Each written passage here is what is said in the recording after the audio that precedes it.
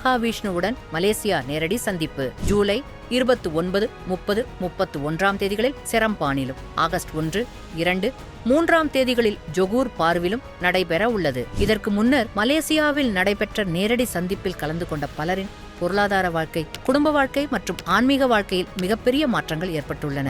இந்த அரிய வாய்ப்பை தவறவிடாதீர்கள். இப்போதே உங்கள் பெயரை முன்பதிவு செய்து கொள்ளுங்கள்.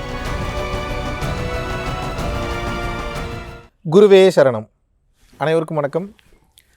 நம்பிக்கை இழந்த நேரத்தில் என்ன செய்ய வேண்டும் அப்படின்றத பற்றி தான் பார்க்க போகிறோம். பெரும்பாலான மனிதர்களோட வாழ்க்கையில் நம்பிக்கைன்றது போயிருச்சுன்னா கஷ்டம் வந்துடுது, கவலை வந்துடுது, ஸ்ட்ரெஸ் ஆகிடுது, டிப்ரெஷன் ஆகிடுது, வாழ்கிற வாழ்க்கையிலே இன்ட்ரெஸ்ட் போயிடுது, கடைசியில் சூசைடல் தாட்ஸ் வரைக்கும் போயிடுறீங்க. அப்போது நம்பிக்கை இல்லாமல் என்னால் ஒரு இடத்துலேருந்து இன்னொரு இடத்துக்கு நடந்தே போக முடியாது. மயக்கம் போட்டு விழுந்துருவேன், இல்லை டயர்டாகி உட்காந்துருவேன், இல்லை டென்ஷன் ஆகிடுவேன், இல்லை படபடப்பாயிடுவேன், பிபி லெவல் மாறிடும், என்னோடய பல்ஸ் ரேட் மாறிடும். இவ்வளோ மாறும்போது அப்போ நம்பிக்கை என்பது எவ்வளோ அவசியமான ஒன்றாக இருக்கிறது யோசிச்சு பாருங்கள்.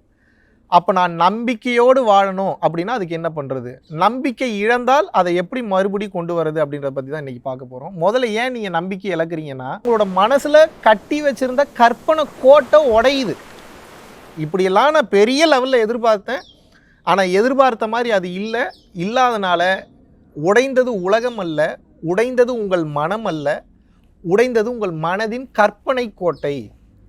அப்போ மனதினுடைய கற்பனை கோட்டை எப்போது உடைகிறதோ செயல்படுவதற்குண்டான தன்மையை தானாக அது இழந்து விடுகிறது. ஏன்னா அந்த கற்பனை கோட்டையில் தான் நீங்கள் வாழ போகிறேன்னு இவ்வளோ நாள் நீங்கள் நினச்சிட்டு இருந்தீங்க. ஆனால் நீங்கள் ஆசைப்பட்ட மாதிரி அது அமையலை, நீங்கள் ஆசைப்பட்ட மாதிரி அது நடக்கலை. அதனால உங்கள் மனம் வேதனை அடைகிறது, கஷ்டப்படுகிறது, வாழும் வாழ்க்கையிலேயே நம்பிக்கையை இழக்கிறது. இப்படிப்பட்டவர்களுக்கு நான் சொல்ல வேண்டும் என்று நினைப்பது என்னென்னா, நீங்கள் நல்லா புரிஞ்சுக்கங்க, உங்கள் வாழ்க்கையில் நீங்கள் என்றைக்கு நம்பிக்கை இழந்து அமர்ந்திருக்கீங்களோ அதோட வாழ்க்கை முடிஞ்சிருச்சுன்னு அர்த்தம் கிடையாது, புரிந்து கொள்ளுங்கள். இறைவன் உங்களுக்கு அந்த தைரியத்தை கொடுப்பதற்காக, உலகத்தை பற்றிய ஞானத்தை கொடுப்பதற்காக, உண்மைனா என்னன்னு புரிய வைக்கிறதுக்காக அந்த செயல்பாடுகளை மனிதர்கள் எனும் உடல் மூலமாக நிகழ்த்துகிறார். உங்களுக்கு அந்த எக்ஸ்பீரியன்ஸ் வரலனா உண்மைன்றது என்னன்னே தெரியாமல் போயிடும். நீங்கள் எதை வேல்யூ பண்ணணும்னா, சுகமான அனுபவங்கள் என் லைஃப்பில் நடந்துக்கிட்டே இருந்ததுன்னா அதை தான் அதிகமாக வேல்யூ பண்ணுறீங்க. அதை வேல்யூ பண்ணக்கூடாது. ஞானியர்களுக்கு தெரியும்.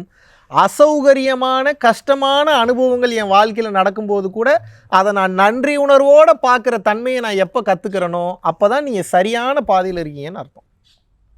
உங்களுக்கு ஒரு கஷ்டம் நடந்துருச்சு, உங்களுக்கு ஒரு துரோகம் நடந்துருச்சு, ஒரு வேதனை நடந்துருச்சுன்னா வாழ்க்கை அதோடு முடிஞ்சிருச்சுன்னு நினைக்கிறீங்க. ஆனால் வாழ்க்கை அங்கே தான் தொடங்குகின்றது. அப்பேற்பட்ட பெரிய மோசமான அனுபவம் உங்கள் வாழ்க்கையில் நடக்கலை அப்படின்னா, நம்பிக்கையில் நீங்கள் இழப்பது போன்ற ஒரு அனுபவம் நடக்கலைன்னா வாழ்க்கையில் உண்மை என்னன்றதை நீங்கள் எப்படி தெரிஞ்சுக்க முடியும்? கடைசியில் இந்த உண்மையை தேடுறதுக்காகத்தான், இந்த உண்மையை தெரிஞ்சுக்கிறதுக்காகத்தான் ஒரு சில உயிரினத்திலிருந்து புல்லாய், பூடாய், தேலாய், பல்விருகமாய், அசுரராய், தேவராய் எல்லாம் சேர்ந்த தாவர சங்கமத்துள்ன்ற மாதிரி ஒரு சில உயிரினத்திலிருந்து இன்று பல கோடி செல் உயிரினமான மனிதனாக நீங்கள் உருவாவதே எதற்காகனா இந்த உண்மையை புரிஞ்சுக்கிறதுக்காக தான். எது உண்மை? இந்த பூமியில் நான் இத்தனை கோடி வருடம் நான் வாழ்ந்துட்டு இருக்கேன், இத்தனை லட்சம் வருடம் நான் வாழ்ந்துட்டு இருக்கேன்னா எதுதான் உண்மைன்றது பறவைகளாக விலங்குகளாக இருந்தபோது உங்களுக்கு தெரியவில்லை. ஆனால் மனித உடலில் இருக்கும்போது தான் இதை புரிந்து கொள்ள முடியும்ன்றக்கா எவல்யூஷன் ப்ராசஸ் அடைஞ்சு இந்த தன்மைக்கு வந்திருக்கீங்க. இந்த கட்டத்தை ரீச் பண்ணியிருக்கீங்கன்னா அதற்குண்டான மாபெரும் காரணம், முழுமுதற் நோக்கம் உண்மை என்ன என்பதை தெரிந்து கொள்வதற்காக. அப்போ அந்த உண்மை என்னன்றதை தெரிஞ்சுக்கிற மாதிரி சூழ்நிலை உங்களை சார்ந்தவர்களாலோ உங்களை சாராதவர்களாலோ நடக்கும்போது அதை நாம் மிகுந்த கருணையோடு, மிகுந்த அர்ப்பணிப்போடு, பெருந்தன்மையோடு ஏற்றுக்கொள்ள கற்றுக்கொள்ள வேண்டும். அதே தப்பை மறுபடி பண்ணுங்கன்னு சொல்ல. ஆனால் அந்த தவறிலிருந்து, பிறர் செய்த தவறிலிருந்தும் நாம் செய்த தவறிலிருந்தும் நாம் கற்றுக்கொள்ளக்கூடிய அந்த அனுபவம், அதுதான் பேரானந்தம், அதுதான் உண்மையான பொக்கிஷம். நீங்கள் நம்பிக்கை இழக்கும் போது ஒன்றை நினைவில் வைத்துக் கொள்ளுங்கள், வாழ்க்கை இன்னும் இருக்குது, வாழ்க்கை இன்னும் முடியலை. டைம் வர வரைக்கும் நான் இன்னும் கடந்து போக வேண்டிய நாள் இருக்குது. இந்த ஒரு சம்பவத்துக்கே நான் துவண்டு போய் உட்காந்துட்டேன்னா இன்னும் நான் உண்மையை நோக்கி பயணம் பண்ணக்கூடிய தூரம் எவ்வளோ இருக்குது? அப்போ எத்தனை சம்பவங்கள் நான் கற்றுக்கொள்ள வேண்டியது இருக்குது? இறைவன் அவர் தான் அடுத்தடுத்த விஷயம் என்ன நடக்க போகுதுன்றதை முடிவு பண்ணுறாரு. அப்படின்னா அஃப்கோர்ஸ் தன்னம்பிக்கையும் முக்கியம், இறை நம்பிக்கையும் முக்கியம். இது ஒன்று ஆக்சிலேட்டர்னா இன்னொன்று பிரேக் மாதிரி. வெறும் பிரேக்குன்னு வச்சுக்கிட்டு கார் ஓட்ட முடியாது, வெறும் ஆக்சிலேட்டர் வச்சுக்கிட்டு கார் ஓட்ட முடியாது. கிளச் இல்லாமல் கார் ஓட்டிடலாம், ஏன்னா ஆட்டோமேட்டிக் கியர் சிஸ்டம் வந்துருச்சு. பட் இறை நம்பிக்கை என்பது ஆக்சிலேட்டர்னா, மனித நம்பிக்கை என்பது பிரேக்கு, இல்லை மனித நம்பிக்கை என்பது ஆக்சிலேட்டர்னா இறை நம்பிக்கை என்பது பிரேக்கு. ரெண்டும் ஈக்குவலாக இருக்கணும். வண்டி ஓடிக்கிட்டே இருந்தாலும் பிரச்சனை, ஓடாமல் இருந்தாலும் பிரச்சனை. அப்போ நீங்கள் என்ன புரிஞ்சுக்கணுன்னா, இந்த வாழ்க்கையே உங்களுக்கு ஏதோ ஒன்றை சொல்லிக் கொடுப்பதற்காக தான் போயிட்டுருக்கு. பூமி என்பது ஒரு டஃபஸ்ட் ஸ்கூல் இந்த ஹோல் பிளானட்ஸ். இந்த சோலார் சிஸ்டம்லேயே, பிரபஞ்சத்திலேயே பூமி தான் இருப்பதிலே மிக கடினமான பள்ளிக்கூடம் என்று சித்தர் பெருமக்கள் கூறுகிறார்கள். அப்போ இந்த கடினமான பள்ளிக்கூடத்தில் பாடம் கற்றுக்கொள்வதற்காக வந்திருக்கின்றீர்கள். அப்போ நம்பிக்கை இழக்கும் போது என்ன புரிஞ்சுக்கணும்னா, எனக்கு ஏன் இப்படி நடந்ததுன்னு நினைக்கக்கூடாது. நல்ல வேளை எனக்கு இது சீக்கிரம் நடந்துருச்சுன்னு நினைக்கணும். இதை நான் என்னைக்கு போய் கற்றுக்கிறது, இதை நான் என்னைக்கு போய் புரிஞ்சுக்கிறது, இல்லாட்டினா இவ்வளோ நாள் இவனுங்களாம் நான் உண்மையினே நினச்சி வாழ்ந்துட்டு வந்திருப்பேனே, அப்போ கடைசி வரைக்கும் எனக்கு உண்மை தெரியாமல் போயிருக்குமே. மேபி உங்களை சூழ்ந்து இருப்பவர்கள், சார்ந்து இருப்பவர்கள் உங்களை கம்ஃபர்ட்டாகவே வச்சுருக்கலாம், சுகமான அனுபவங்களை கொடுத்துக்கிட்டே இருக்கலாம், உங்களை ஹாப்பியாகவே வச்சுருக்கலாம். பட் அதுதான் உங்களுக்கு பண்ணக்கூடிய மிகப்பெரிய கஷ்டமான துரோகமான விஷயம். காரணம் என்னென்னா, உங்களை டிஸ்கம்ஃபர்ட்டான ஒரு சுச்சுவேஷனில் போடலன்னா, ஒரு அன்கம்ஃபர்டபுளான சுச்சுவேஷன் உங்களை பிடிச்சி தள்ளலைன்னா, உங்களுக்கு உண்மை என்பது என்னவென்று தெரியாது. அந்த மாயிலேயே இருப்பீங்க. ஐ ஓப்பனர் ஆகவே ஆகாது. ஐ எப்போ ஓப்பன் ஆகும்னா, நீங்கள் நினைக்கிற இந்த ஐ இல்லை, உள்ளுக்குள்ளே இருக்கக்கூடிய உணர்வு நிலையான ஐ. அந்த கண் எப்போது விழிப்படையும் என்றால், உங்களை எப்போ ஒரு அசௌகரியமான சூழ்நிலையில் தள்ளுறனோ அப்போ தான் அதுலேருந்து நீங்கள் எப்படி வெளியில் வர்றதுன்றதை கற்றுப்பீங்க. பல பேருக்கு அந்த பொறுமை இல்லை, அந்த தைரியம் இல்லை. அந்த அசௌகரியமான சூழ்நிலைக்கு போனவொன்னே என்ன நினச்சிக்கிறாங்கன்னா, நான் என் கம்ஃபர்ட் ஜோன்லேருந்து போயிட்டேன், நீ தப்பானவன், நீ கம்ஃபர்ட் ஜோன்லேருந்து நீ என்னை வெளியே எடுத்துட்ட, அதனால் நான் உன்னை பற்றி தப்பாக வெளியே சொல்வேன். இந்த மாதிரியான மனநிலையில் தான் மனிதர்கள் இருக்கிறார்களே தவிர, யாருமே ஒரு அசௌகரியமான சூழ்நிலையில் உங்களை கொண்டு போய் போடும்போது நீங்கள் ஞானத்தை கேட்டு வந்திருக்கிறீர்கள், ஞானத்தை பெற வேண்டும் என்று வந்திருக்கின்றீர்கள் இந்த பூமிக்கு.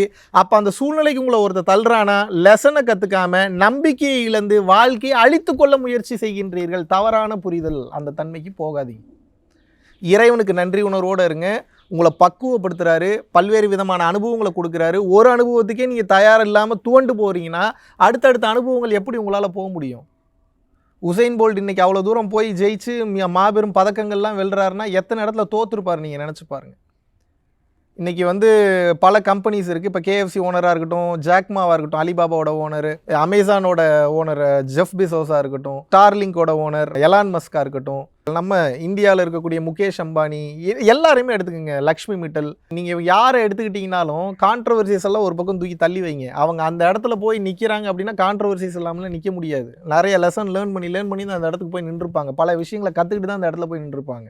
அப்போ எத்தனை அவமானங்களை, எவ்வளோ கஷ்டங்களை, எவ்வளோ வேதனைகளை சந்தித்து அந்த இடத்துக்கு போயிருப்பாங்க. உங்களுக்கே எவ்வளோ ப்ரெஷர் இருக்குன்னா அவங்க லெவலுக்கு எவ்வளோ அழுத்தங்கள் இருக்கும், எவ்வளோ ப்ரெஷர்ஸ் இருக்கும், எத்தனை அசிங்கங்களை மேற்கொள்ள வேண்டியது இருக்கும், அதுக்கு எவ்வளோ செட்டில்மெண்ட்ஸ் பண்ணணும், மன ரீதியாக, பண ரீதியாக, பொருள் ரீதியாக எவ்வளோ செட்டில்மெண்ட்ஸ் பண்ணணும். அதனால தான் அந்த சக்ஸஸ் அவங்களால டேஸ்ட் பண்ண முடியுது. அந்த லெவலில் போய் அவங்க உண்மை என்னன்றதை பார்க்குறாங்க. அப்போ நீங்கள் எதையுமே பார்க்காம நான் நம்பிக்கை இழந்துருவேன் அப்படின்னா உங்களால் வாழ்க்கையில் எதையுமே பெரிய லெவலில் அச்சீவ் பண்ண முடியாது. நினைவில் வைத்துக்கொள்ளுங்கள். நீங்கள் நம்பிக்கை இழக்கும்போது நினைவில் வைத்துக்கொள்ள வேண்டிய முதல் மற்றும் கடைசி விஷயம் என்ன அப்படின்னா, இது எனக்கு வந்த ஒரு டெஸ்ட்டு தான், இதுக்கப்புறம் இன்னும் நிறைய டெஸ்ட் இந்த மாதிரி வரும், இதுக்கு நான் தயாராகணும், அதுக்கு நான் உயிரோடு இருக்கணும், அதுக்கு நான் நல்லா சாப்பிடணும், நான் நல்லா தூங்கணும், இதுக்கு நான் தயாராகிட்டேன்னா இறைவனுடைய பாதையில் நான் இருக்கேன். எதுக்கு இப்போ நான் தயாராகலையோ நான் வேஸ்ட் ஆகிட்டேன்னு அர்த்தம். எனக்கு தன்னம்பிக்கை போயிடுச்சுன்னு அர்த்தம். தன்னம்பிக்கை இல்லாமல் இறை நம்பிக்கை வரவே வராது. தன் மேலே நம்பிக்கை வைக்கணும். இது என்னால் முடியும், இதனால் கடக்க முடியுன்ற நம்பிக்கை இருக்கணும். பட் வெறும் தன்னம்பிக்கை மட்டும் போதாது. தன்னம்பிக்கையோடு சேர்ந்த இறை நம்பிக்கை.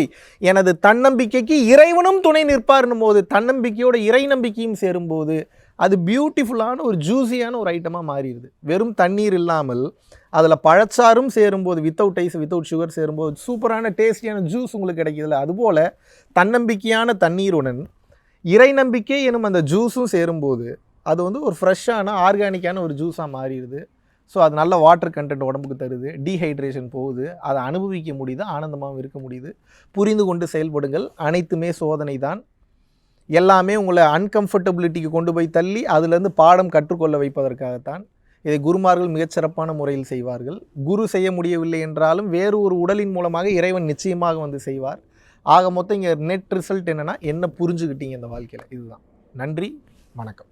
ஆகஸ்ட் மாதம் 23ஆம் தேதியிலிருந்து 29ஆம் தேதி வரைக்கும் 7 நாட்கள் பார்த்தீங்கன்னா பூட்டானில் ஒரு அற்புதமான ஒரு ஸ்பிரிச்சுவல் யாத்திரையை மேற்கொள்ள இருக்கிறோம். டெக்னாலஜிக்கு முக்கியத்துவம் கொடுக்காம மக்களினுடைய வாழ்க்கைக்கும் பிறவியில்லா பெருவாழ்விற்கும் முக்கியத்துவம் கொடுத்து போகக்கூடிய மிகவும் வளமான, அற்புதமான, சக்தி மிக்க ஒரு நாடு. இந்திய குடிமகன்களுக்கு பாஸ்போர்ட் என்பது அவசியம் கிடையாது. ஓட்டர் ஐடி இருந்தால் மட்டும் போதும். கீழே உள்ள கான்டாக்ட் நம்பர் கான்டாக்ட் பண்ணியும் www.ecom பரம்பொருள் foundation.in அப்படின்ற வெப்சைட்டில் போயும் உங்களது பெயரை வந்து முன்பதிவு செய்து கொள்ளலாம். பரம்பொருள் அறக்கட்டளை நடத்துகின்ற தினசரி அன்னதானம் மற்றும் இதர நற்காரியங்களுக்கு நீங்கள் உங்களது பங்களிப்பை தாராளமாக செலுத்தலாம்.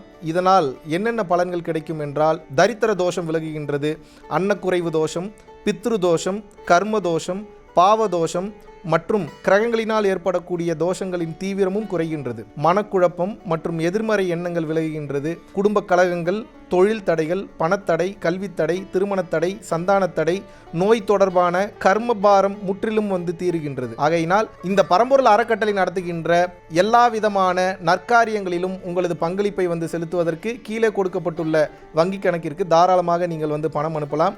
நன்றி, வணக்கம்.